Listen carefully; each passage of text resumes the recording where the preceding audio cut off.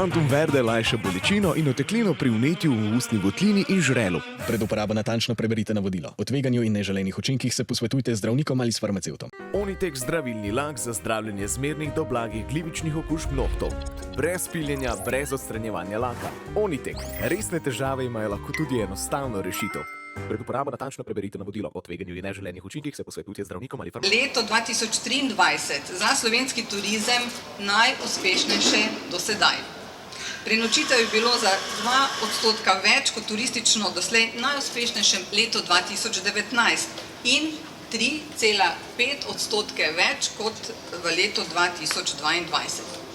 Realizirali smo 6,2 milijonov prihodov, kar je 6% več kot 2022 in le 0,6% manj kot 2019.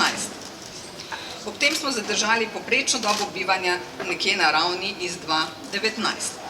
Kljub katastrofalnim poplavam, ki so Slovenijo prizadele avgusta na višku poletne sezone in v luči neugodnih globalnih dejavnikov, smo v primerjavi z letom 2019 presegli število prenočitev tujih gostov za 2% glede na leto 2022.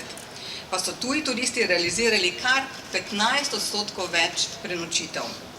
Prenočitev domačih gostov pa so presegle številke iz 2019 kar za 4%, kar smo še posebej veseli, da smo uspeli Slovenijo domačim turistom približati. Razmerje med domačimi in tujimi gosti se je tako normaliziralo oziroma se vrnilo na raven izpred pandemije. Poletna sezona je bila uspešna kljub omenjeni katastrofi. Prenočitev je bilo za 2,5% sicer manj kot leto 2022, ampak 5% več kot v poletni sezoni 2019, ki je bila rekordna. Pa poglejmo najpomembnejše trge po prenočitvah. Izjemno smo veseli iz zelo visoke rasti prenočitev nemških turistov, kar 24% več prenočitev so ustvarili Nemci kot v rekordnem letu 2019. Visoke rasti dosegamo tudi na trgih višegrajske skupine, se pravi Češko 29%, Madžarska, Poljska in tako naprej. Francija, Hrvaška.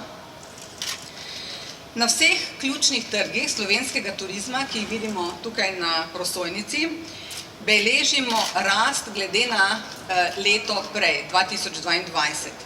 Medtem ko glede na 2019 beležimo iz vseh ključnih trgih ponovno rast, razen z izjemo Italije in Avstrije, ki okrevata nekoliko počasneje, vendar vidimo pa, da večletni trendi, da so tudi na teh trgih ugodnih in nakazujejo okrevanje.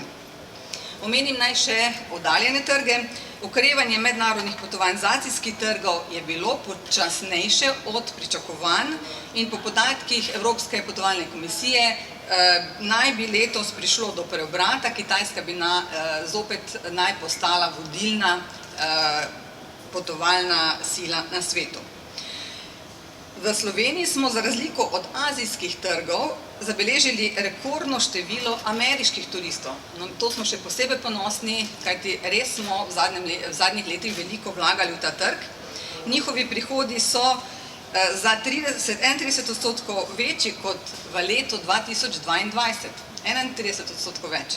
In celo 0,3% več kot leta 2019, torej na oddaljenih trgih je Amerika res zelo, zelo uspešna.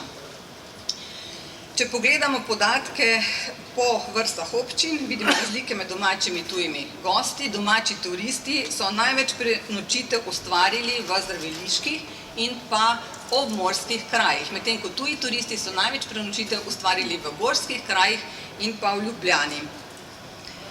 Vse vrste občin, vidimo na desni strani, ustvarjajo rast z razliko zdraviliških občin, ki pa občutijo upad ruskih turistov. Vrednost izvoza potovanj, merjeno seveda do novembra, je najvišja tudi doslej, 10% več kot v istem obdobju lani. V slovenskem turizmu pa, kot veste, ne merimo le gibanja turističnega prometa. Želimo si sicer, to je tudi v skladu s strategijo, zmerne rasti prihodov in prenočitev z geografsko, časovno razpršitvijo turističnih tokov, zlasti z višjo dodano vrednostjo. No, tukaj naj omenim, da tudi na tem področju beležimo nekoliko boljši indeks sezonskosti v letu 2023.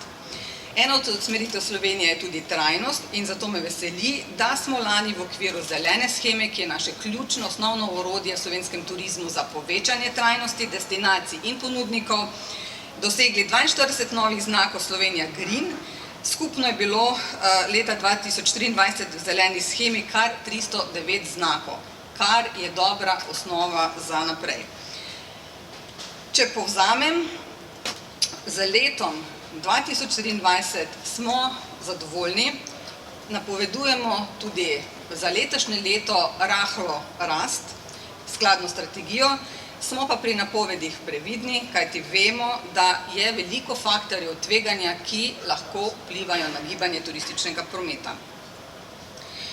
Dovolite mi, da vam na kratko predstavim nekatere večje projekte Slovenske turistične organizacije, kajti na predstavljene rezultate zagotovo vpliva tudi sistematična, kontinuirana, intenzivna promocija Slovenske turistične organizacije v tesnem sodelovanju s slovenskim turističnim gospodarstvom in tukaj tudi z mojega mesta velika zahvala vsem podjetjem v turizmu, vsem vodilnim destinacijam, zbornicam, združenjem, ki smo vsa ta leta od groznega šoka v času pandemije res tvorno in zgledno sodelovali za to, da smo lahko okrevali tako, kot smo. In seveda velika zahvala ministrstvu, ministru in pa direktorici Dubravki Kalin za vso podporo pri tem.